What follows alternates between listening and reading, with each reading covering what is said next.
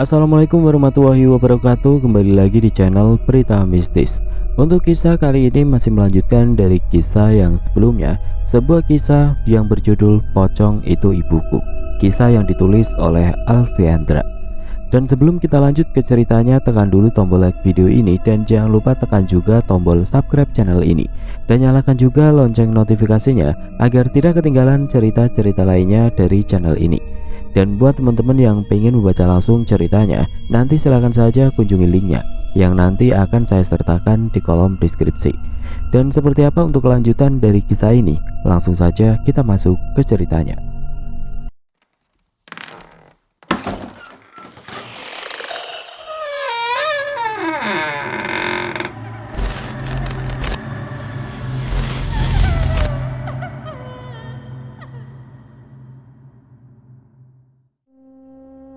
Ningsi menganggukkan kepalanya sebagai jawaban. Tari lalu langsung menghambur memeluk tubuh Ningsi dan menangis di dalam pelukannya. Tidak hanya Tari yang menangis, Ningsi pun menangis bahagia karena kini ia telah mendapatkan putrinya kembali. Ningsi memeluk erat tubuh Tari, begitupun sebaliknya. Acara tangis haru itu pun berlangsung cukup lama. Setelah acara tangis itu selesai, mereka kembali mengobrol dan saling bercerita meluapkan rasa rindu mereka selama ini. Terlihat binar bahagia di wajah mereka masing-masing. Keduanya saling tertawa bahagia, lalu mereka mengerjakan aktivitas layaknya ibu dan anak. Tari membantu Ningsi menyiapkan makan siang untuk Wahyu. Ibu, rasanya Tari sangat bahagia. Akhirnya Tari bisa merasakan kasih sayang ibu seutuhnya. Jangan lagi pergi meninggalkan Tari, Bu. Tiba-tiba Tari kembali memeluk tubuh Ningsi dari belakang. Saat itu Ningsi sedang dalam posisi berdiri menghadap kompor. Ningsi membalikkan tubuhnya. Kedua tangannya menangkap wajah Tari. Ibu tidak akan pergi meninggalkan Tari. Ibu janji, ibu akan selalu ada untukmu. Tari tersenyum lalu kembali memeluk tubuh ibunya. Ningsi menciumi pucuk kepala sang putri beberapa kali. Sudahlah, nanti ibu tidak selesai-selesai masaknya. Setelah masak, bantu ibu mencuci di sungai, mau? Tari mengangguk, mau Bu. Setelah selesai memasak, Ningsi mengajak Tari untuk mencuci pakaian di pinggir sungai. Tari sangat senang diajak Ningsi. Di sungai Tari bermain air sepuasnya. Airnya sangat jernih. Di samping kanan dan kirinya terdapat pepohonan yang besar, tinggi menjulang yang rindang oleh dedaunan. Beberapa daun yang kering berjatuhan ke sungai dan hanyut terbawa arus sungai yang cukup deras. Semilir angin memainkan anak rambut Tari. Ia benar-benar menikmati suasana pedesaan di tempat itu. Udaranya yang sejuk dan sangat bersih membuat Tari sangat betah berada di sungai. Sementara Ningsi mencuci di pinggir sungai. Tari terus bermain air dengan duduk di batu dan kakinya ia masukkan ke dalam sungai. Air yang jernih membuat Tari ingin sekali berenang di dalamnya. Bu, bolehkah Tari berenang di sungai? Airnya sangat jernih. Tari ingin sekali berenang di dalam air yang sangat jernih itu. Boleh, tapi jangan sampai ke tengah ya. Arusnya cukup deras. Ibu takut kamu hanyut sayang. Tenang saja Bu, Tari ini jago berenang. Ibu tidak perlu khawatirkan tentang itu. Baiklah kalau begitu, tapi Tari harus tetap hati-hati ya. Ningsi tetap mengingatkan Tari agar hati-hati saat berenang di sungai itu, karena arusnya yang cukup kencang. Dengan senang hati Tari masuk ke dalam sungai itu. Ia lalu berenang ke sana kemari dan sesekali memanggil ibunya dan mengajaknya untuk ikut berenang bersamanya. Ibu, ayo berenang bersama Tari.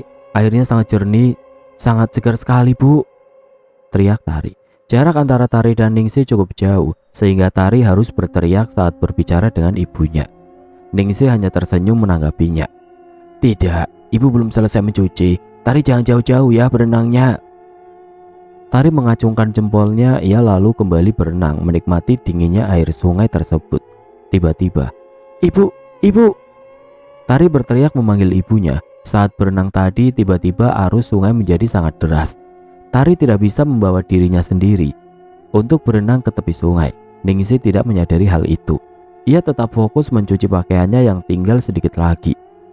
Ibu! Ningsi menoleh, mencari keberadaan putri kesayangannya. Tari, Tari, kamu di mana sayang? Matanya menelusuri sekitaran sungai dan melihat Tari yang sudah hanyut terbawa arus sungai yang sangat deras. Tari berteriak memanggil ibunya. Tangannya terus melambai-lambai. Ibu, tolong Tari. Tari terbangun. Tubuhnya berkeringat, nafasnya terengah-engah. Ia lalu terduduk di atas kasur. "Ibu," Tari mengusap wajahnya yang bermandikan keringat. "Ternyata itu hanya mimpi. Tapi kenapa di dalam mimpi itu aku menyebutnya ibu, bukan mama? Dan di mimpi itu bukan Mama Marni.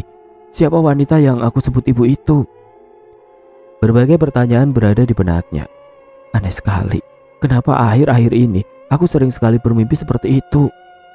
Tari segera beranjak dari tempat tidur lalu membersihkan tubuhnya agar pikirannya bisa tenang kembali. Di rumah sakit, Sheila harus dirawat karena ada pembuluh darahnya yang pecah akibat benturan yang sangat keras di kepalanya. Marni tidak henti-hentinya menangis meratapi putri kesayangannya yang terbaring lemah di rumah sakit. "Kenapa semua ini harus menimpamu, Sheila? Kenapa tidak ibu saja?" Marni menggenggam erat tangan Sheila dan menciumnya berkali-kali. Ia merutuki kebodohannya sendiri yang menarik tangan putrinya dengan sangat kencang. "Andai saja ibu tidak menarikmu sekencang itu, mungkin saat ini kamu tidak akan terbaring lemah seperti ini, sayang." Pintu ruangan di mana Sheila dirawat terbuka. "Marni sayang, sepertinya sudah waktunya aku menaiki janjimu." Barok mendekat pada Marni yang sedang duduk di kursi persis di samping Sheila. Kedua tangannya memegang pundak Marni. "Jangan gila kamu, Barok. Ini di rumah sakit. Lagian apa kamu tidak lihat kondisi anakku sekarang, ah?" Marni menyingkirkan tangan Barok dari lengannya. Barok tertawa. "Justru itu. Aku sudah gila karenamu, Marni. Kamu yang membuat aku tergila-gila sampai gila beneran." Barok tertawa lagi. Kali ini tawanya cukup kencang. "Tutup mulutmu, Barok. Kamu tidak usah takut. Aku tidak akan mengingkari janjiku, tapi tidak sekarang. Apa kamu tidak lihat? Putriku sedang terbaring lemah di atas kasur itu. Aku tidak mungkin meninggalkannya seorang diri." Barok mendekati wajah Marni. Ia lalu berbisik tepat di samping telinganya. "Aku paling tidak suka ditolak. Kamu mau melayaniku saat ini, atau aku akan membongkar kebusukanmu." Marni beranjak dari duduknya. "Jangan gila kamu, Barok." Jarinya menunjuk wajah Barok. "Kalau kamu berani membongkar semua rahasiaku, itu artinya kamu pun akan terseret." "Jangan coba-coba untuk mengancamku, Marni." Barok memegang tangan Marni yang masih terangkat ke atas dengan erat. "Layani aku sekarang juga. Tidak ada kata penolakan untuk seorang Barok." "Ah, lepaskan tanganku." Bagik Marni menahan perih di bagian pergelangan tangannya. "Aku akan melepaskan tanganmu jika kamu bersedia untuk melayaniku malam ini juga." Senyum menyeringai terlihat di wajah garang Barok. Marni bergidik ngeri melihat wajahnya. "Aku sudah mengorbankan waktuku semalaman di sini bersamamu. Jadi kamu harus membayar semua pengorbananku, Marni." Barok menatap lekat mata Marni yang terlihat sayu karena semalaman ia tidak tidur menjaga Sheila. "Barok, tolong. Kali ini aku memohon sama kamu. Kamu harus mengerti posisiku saat ini. Aku tidak mungkin meninggalkan Sheila seorang diri di kamar ini. Dia sedang sakit." Marni mengibah. Matanya mulai berkaca-kaca, berharap laki-laki di hadapannya mau berbelas kasih kepadanya. "Aku tidak peduli dengan anakmu. Yang aku mau, sekarang juga kamu harus layani aku." Tidak ada rasa iba di hati Barok melihat putri dari Marni terbaring lemah di atas kasur. Baginya, itu bukan urusannya. Ia mau membantu Marni bukan karena ia merasa kasihan kepadanya. "Barok, aku mohon." Marni terus memohon belas kasihan pada Barok. Air matanya kini tumpah sudah. Barok langsung menarik tangan Marni keluar dari kamar rawat Sheila dan membawanya menuju base camp yang kebetulan tidak terlalu jauh dari rumah sakit. Meninggalkan Sheila yang sedang terbaring lemah. Akhirnya mau tidak mau Marni melayani nafsu bejat Barok. Air mata terus mengalir saat ia melayani laki-laki bejat itu. Di matanya, bayangan putri kesayangannya yang sedang terbaring lemah terus menari-nari. Sudah menjadi resikonya karena ia selalu meminta bantuan kepada Barok.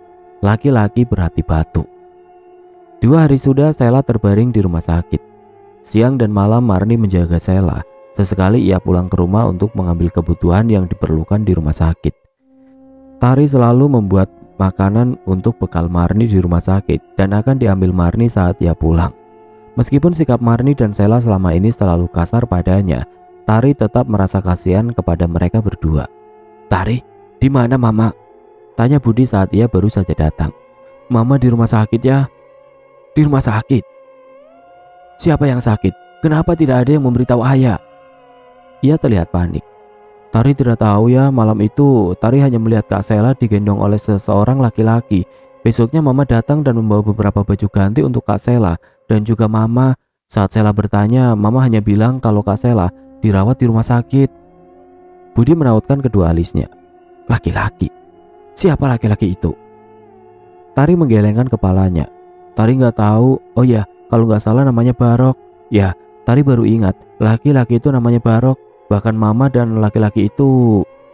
Tari menghentikan ucapannya. Ia tidak mungkin mengatakan apa yang ia dengar dari percakapan Barok dan Marni malam itu kepada ayahnya. Barok preman pasar yang terkenal garang itu. Lalu apa Tari? Kenapa kamu memotong ucapanmu? Tari nggak tahu ya. Lebih baik ayah jenguk Kak Sela sekarang. Kasihan dia.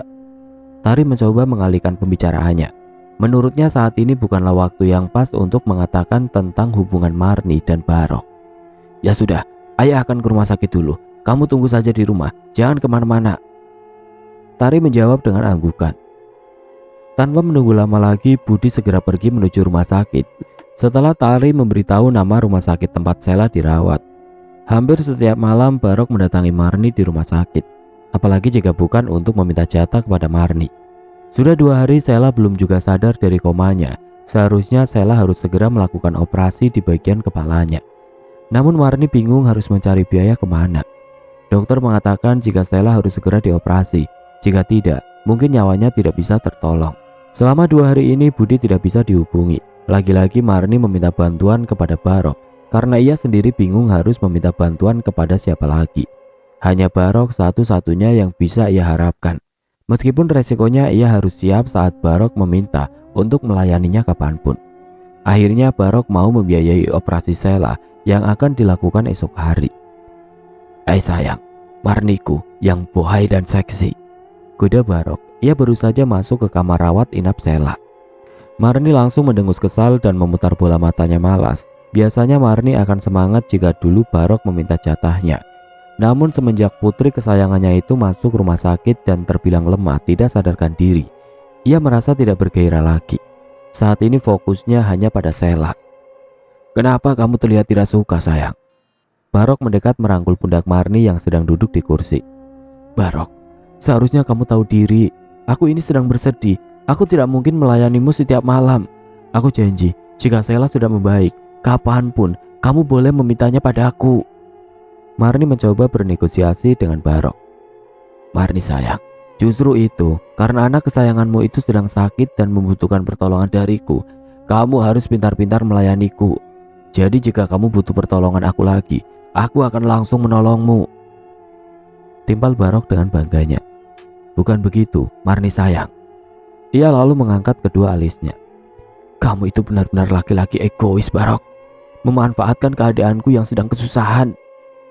Jangan bilang begitu dong Marni. Justru aku memberimu kehangatan di saat suamimu itu tidak pulang. Bukankah kamu juga menikmatinya? Marni beranjak dari duduknya. Matanya menatap nyalang pada Barok. Tutup mulutmu Barok. Aku melakukan itu karena terpaksa. Jika suamiku tidak selingkuh dengan wanita jalang itu, aku pun tidak sudi untuk meminta bantuan kepadamu dan melayani nafsu bejatmu itu. Di dalam hatinya sebenarnya ia pun membenarkan perkataan Barok. Ia mulai menikmati setiap sentuhan tangan yang diberikan Barok kepadanya. Tapi ia tidak mungkin mengakui hal itu kepada Barok. Ia masih memiliki rasa malu untuk mengakuinya di depan Barok. Laki-laki itu pasti akan semakin jumawa jika Marni membenarkan perkataannya. Barok tersenyum menyeringai. Jangan munafik Marni. Aku tahu juga kamu sangat menikmati setiap malam kita. Jadi ayolah, kita nikmati malam ini dengan penuh kehangatan. Ia menarik tangan Marni. Lepaskan Barok, tidak begitu caranya. Tidak bisakah kamu berlaku lembut pada seorang perempuan Bekik Marni sembari terus berusaha untuk melepaskan tangannya dari cengkeraman tangan Barok. Oh, jadi kamu mau aku perlakukan dengan lembut? Baiklah kalau begitu.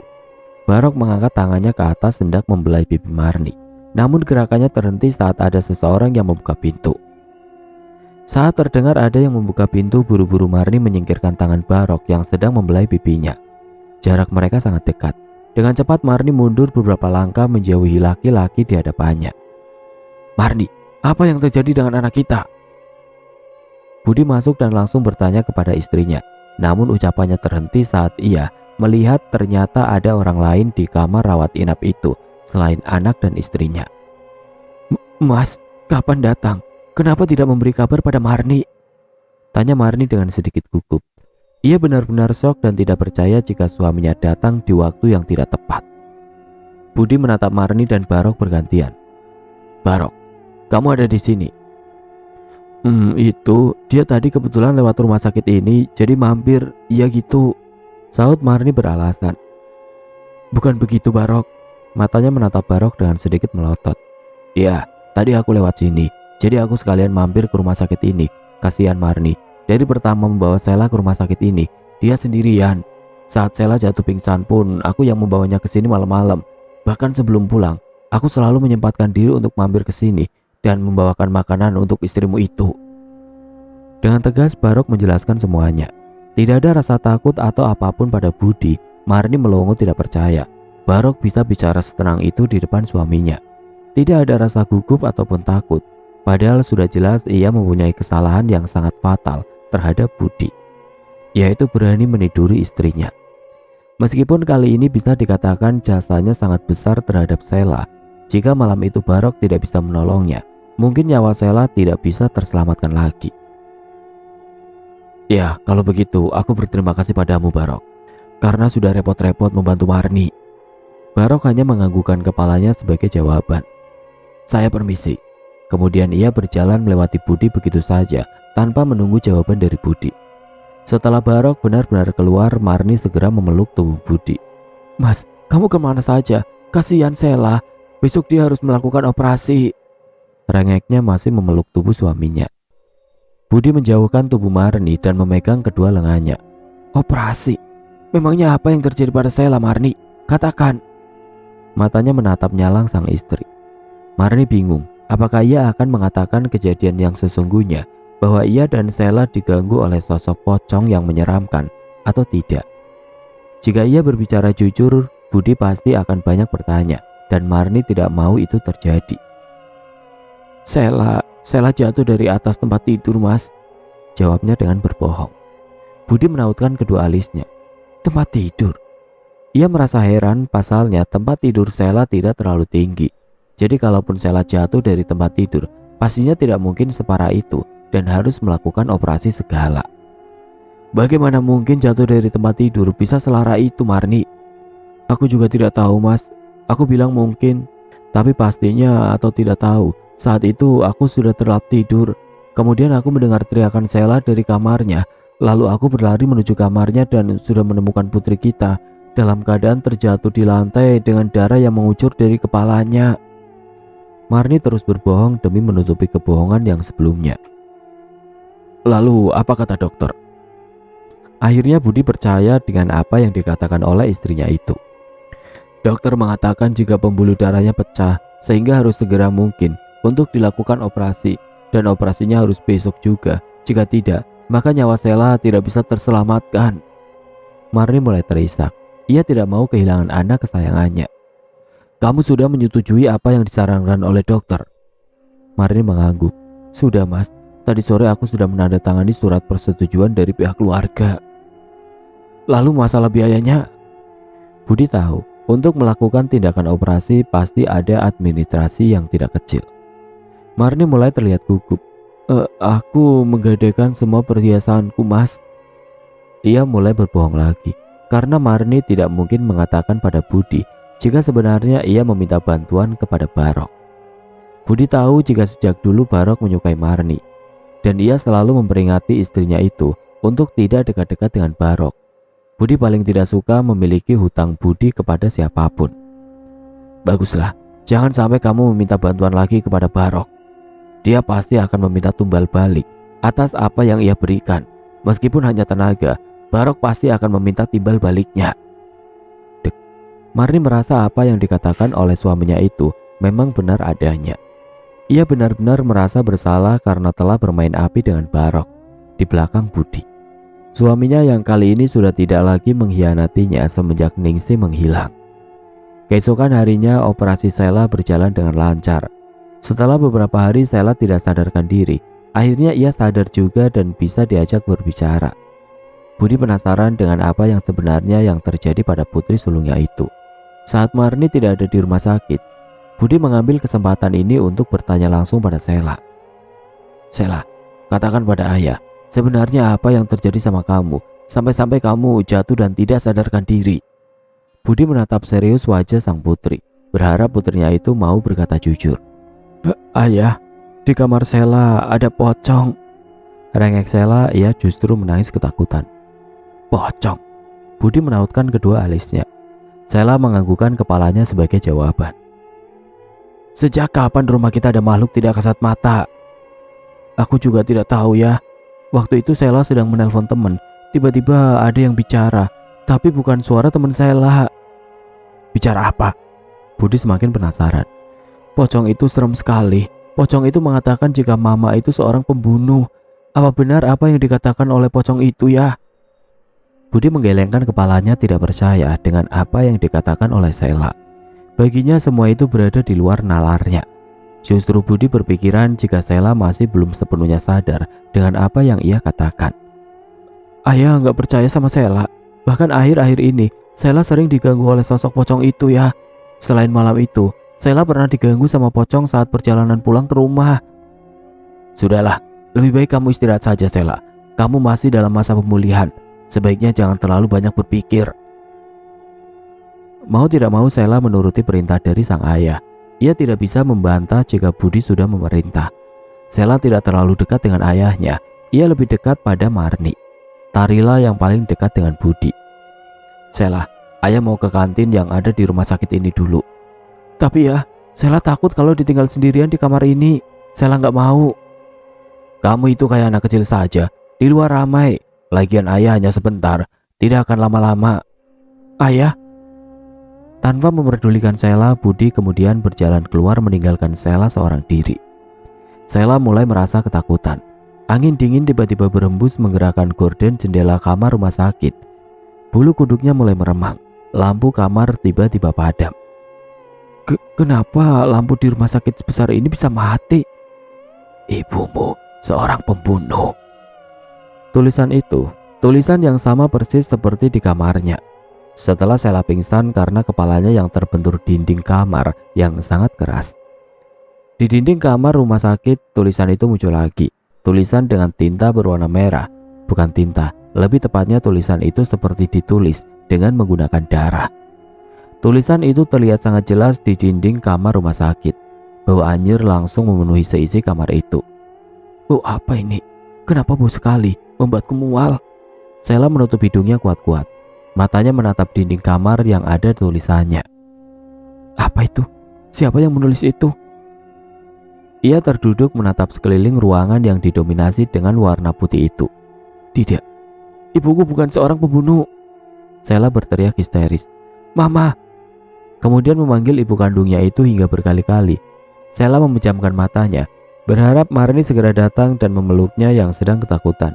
Sela, sayang, Mama. Sela membuka matanya. Ia melihat Marni berada di hadapannya. Tanpa pikir panjang, ia kemudian memeluknya dengan erat. Mama, Sela takut. Pocong itu, pocong yang menyeramkan itu sepertinya datang lagi. Sosok wanita yang ia peluk tetap bergeming tidak menanggapi ucapan Sela. Cukup lama Sela menangis di dalam pelukannya. Tidak ada rasa curiga sedikit pun saat ia memeluk tubuh itu. Hingga sampai ia mencium sesuatu dari tubuh wanita itu. Sela mengendus pakaian wanita yang ia sangka Marni itu. Mama pakai parfum apa? Tumben bau melati. Sela mengurai pelukannya. Matanya menatap wajah sosok yang ia sangka sebagai ibu kandungnya itu. Sosok yang menyerupai Marni itu tersenyum. Mama lagi suka dengan aroma melati. Sautnya dengan datar, kemudian tersenyum memandang wajah Sela. Sela mengurai pelukannya dan memandang wajah wanita yang ada di hadapannya kini. Mama, jangan tinggalin Sela sendirian. Sela takut tiba-tiba pocong itu akan datang lagi. Ia kembali memeluknya. Sosok yang menyerupai Marni itu tersenyum menyeringai, kemudian menggelengkan kepalanya. Tidak usah takut Sela. Ada Mama di sini. Kamu harus ikut denganku. Sela mendongakkan kepalanya. Ikut dengan Mama? Kemana? Tanyanya tidak mengerti. Nanti kamu akan tahu alasannya. Mama, kenapa lampunya mati? Bagaimana mungkin rumah sakit sebesar ini ada pemadaman lampu? Sheila menatap sekeliling ruangan serba putih itu. Lalu, tadi aku melihat ada tulisan di dinding sana. Ia menunjuk dinding yang terdapat tulisan berwarna merah tadi. Itu dia, tulisannya masih ada, serunya kemudian. Sosok itu tersenyum menyeringai menatap dinding tersebut. Itu memang benar, Sheila. Ibumu ini telah membunuh seorang wanita. Maksud Mama? Sheila menatapnya tidak percaya. Ia menatap lekat mata wanita yang ada di hadapannya. Ada kilatan merah di dalam mata itu. Sosok yang menyerupai Marni itu mulai mencekik leher Sheila. Mama, kenapa Mama mencekik leherku? Suaranya tercekat, hampir saja ia kehabisan napas. Sheila terus berontak, berusaha melepaskan tangan yang mencekiknya dari lehernya. Lepaskan. Wajahnya mulai membiru. Jika saja Marni tidak datang malam itu, mungkin Sheila sudah dipastikan telah kehabisan nafasnya. Seketika lampu pun kembali menyala. Sheila? Marni segera berlari menghampiri Sheila. Ia melihat putrinya sedang mencekik lehernya sendiri. Sheila, apa yang kamu lakukan? Ia lalu berusaha melepaskan tangan Sheila yang sedang mencekik dirinya sendiri. Lepaskan Sheila. Sekuat tenaga Marni menarik tangan Sheila dan akhirnya berhasil. Sheila, kamu ngapain tadi mencekik leher sendiri? Tanya Marni setelah berhasil melepaskan tangan Sheila. Alih-alih menjawab pertanyaan Marni, Sheila justru terbatuk karena ia masih merasakan sakit di bagian lehernya. Marni segera menuangkan air putih ke dalam gelas, kemudian menyerahkannya kepada Sheila. Ini diminum dulu, setelah itu ceritakan pada Mama. Ditanya kemudian. Sheila lalu meraihnya dan meminumnya hingga tandas. Bukannya tadi Mama yang mencekik leher aku, saut Sheila setelah ia merasakan lega di bagian tenggorokannya.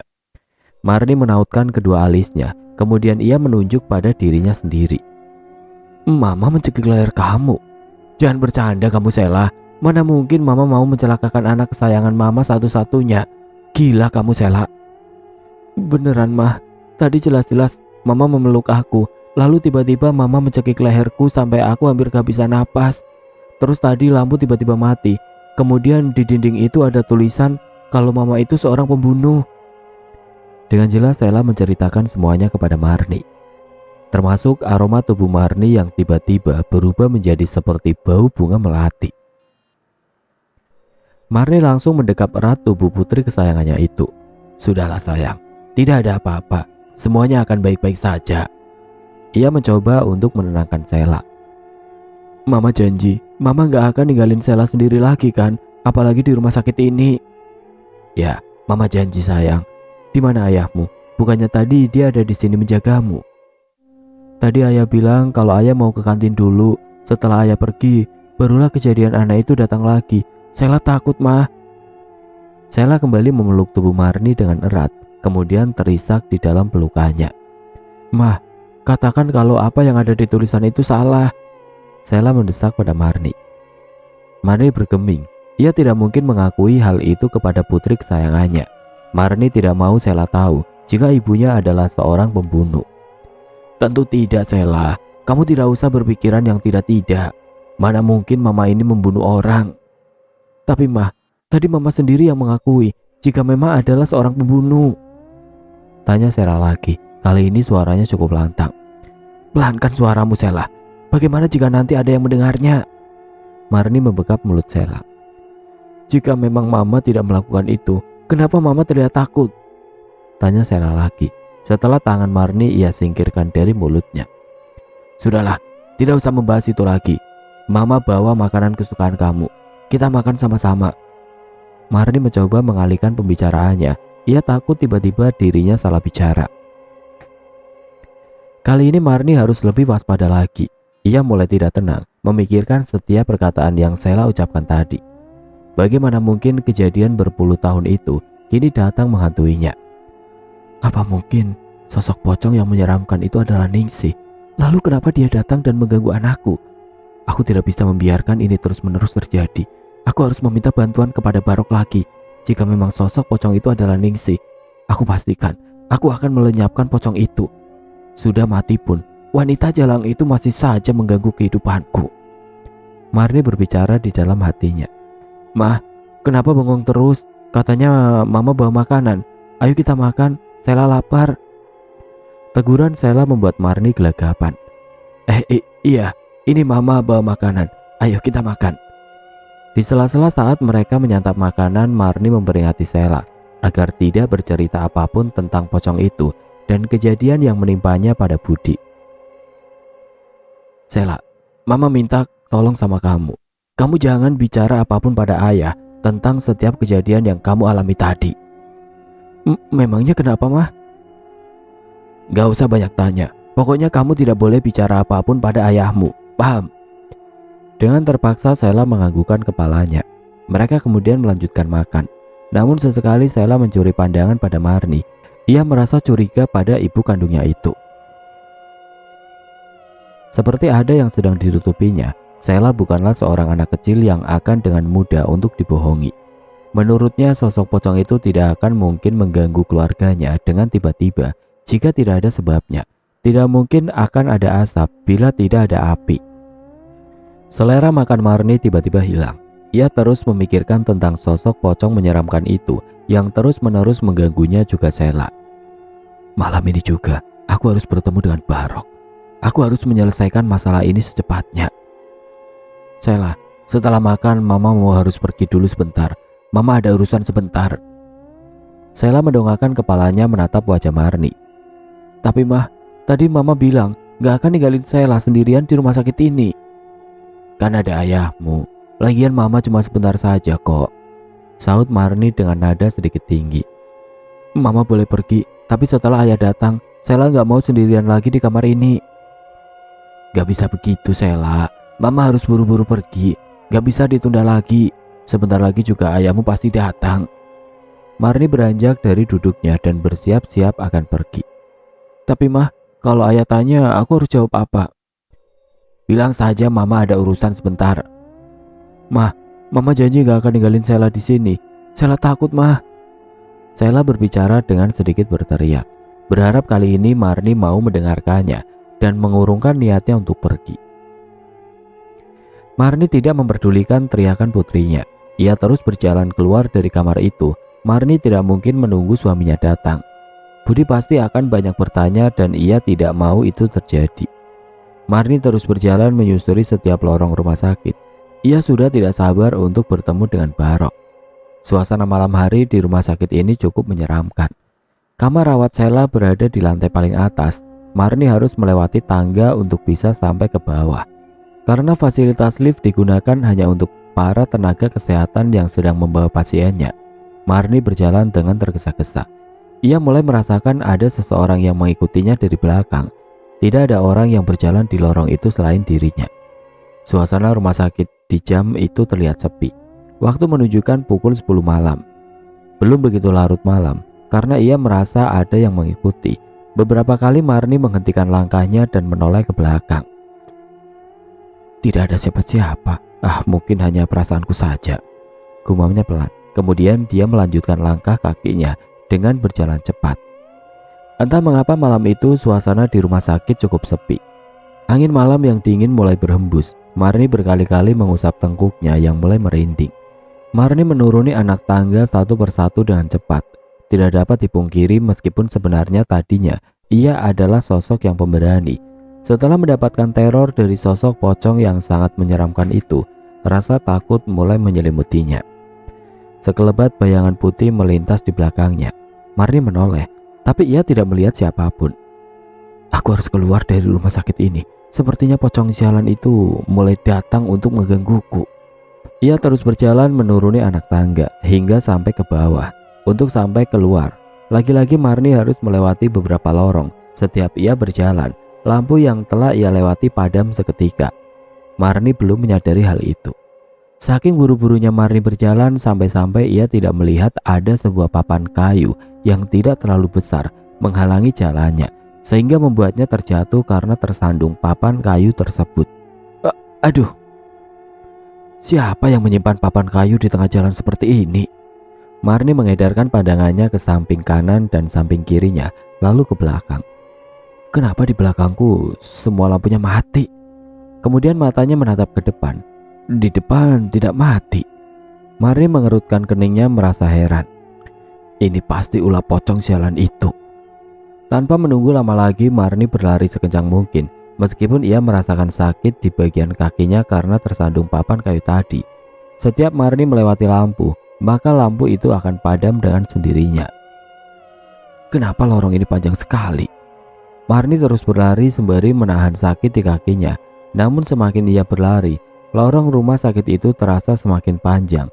Langkahnya terhenti, ia mulai merasakan lelah. Nafasnya memburu, keringat bercucuran hingga membasahi wajahnya. Marni, terdengar suara yang memanggil namanya. Siapa itu? Ia mengedarkan pandangannya. Pembunuh. Lagi, suara itu terdengar jelas di telinganya. Tidak, aku bukan pembunuh. Siapa kamu? Keluar kamu. Marni tidak memperdulikan suara-suara itu. Ia terus berlari dengan kakinya yang pincang. Namun tiba-tiba ia menabrak sesuatu dan terjatuh lagi. Buk. Marni berdiri dengan sisa tenaganya. Kemudian ia dikejutkan dengan wajah sosok pocong yang berada tepat di depan wajahnya. Wajah sosok pocong itu sangat menyeramkan. Kedua matanya menonjol keluar dan ada cairan darah yang menetes di kedua matanya.